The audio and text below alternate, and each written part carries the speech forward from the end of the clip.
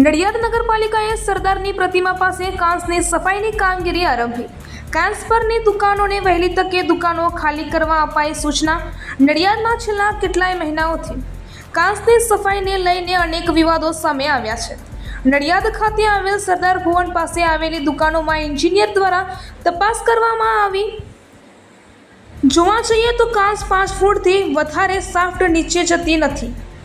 આમ તો કાંસ 8 ફૂટ જેટલો છે, પરંતુ જે પાણી છે તે અડધો ફૂટ કાંસમાંથી પસાર થાય છે, જેને કારણે આગળ રહીશોને હેરાનગતિ થાય છે।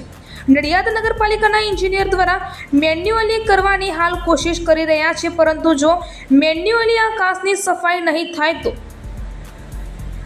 મશીનો દ્વારા પણ આ સફાઈ વહેલી તકે કરવામાં આવશે, જેથી દુકાનદારો અને રહીશોને વરસાદી પાણીનો માર સહન ન કરવો પડે। મારું નામ ચંદ્રેશ ગાંધી છે। નગરપાલિકામાં એન્જિનિયર તરીકે ફરજ બજાવું છું।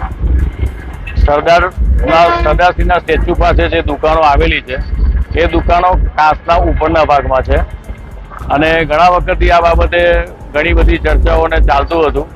અમે રૂબરૂમાં આ બાબતે કાંસ ઉપર જુદી જુદી કામગીરી કરેલી છે। દુકાનો નીચેના કાંસની અંદર પુષ્કળ પ્રમાણમાં ફિલ્ટ્રેશન છે એવું અમે નાનકડા મેનહોલથી ઓબ્ઝર્વ કરેલું હતું અને આજ રોજ અમે લોકોએ એ મેનહોલને થોડાક મોટા કરી અને ગણ અને સાફ્ટિંગથી એની ડેપ્થ ચકાસવાનો પ્રયત્ન કર્યો તો બહુ ક્લિયર દેખાય છે કે 5.5 ફૂટથી વધારે સાફ્ટ નીચે જતી નથી। અમારા કાંસની ઊંડાઈ 8 ફૂટની છે, એટલે ટેકનિકલી જોવા જઈએ તો લગભગ 5 થી 5.5 ફૂટ જેટલું સિલ્ટેશન એની અંદર ક્લિયર દેખાય છે। ઉપરના અડધો ફૂટમાંથી જ માત્ર અડધો ફૂટ જેટલા ગેપમાંથી જ પાણી પસાર થઈ રહ્યું છે અને એને કારણે પાછળના વિસ્તારોમાં પાણી ભરાવાના પ્રશ્નો બનેલા છે એવું સ્પષ્ટ થાય છે।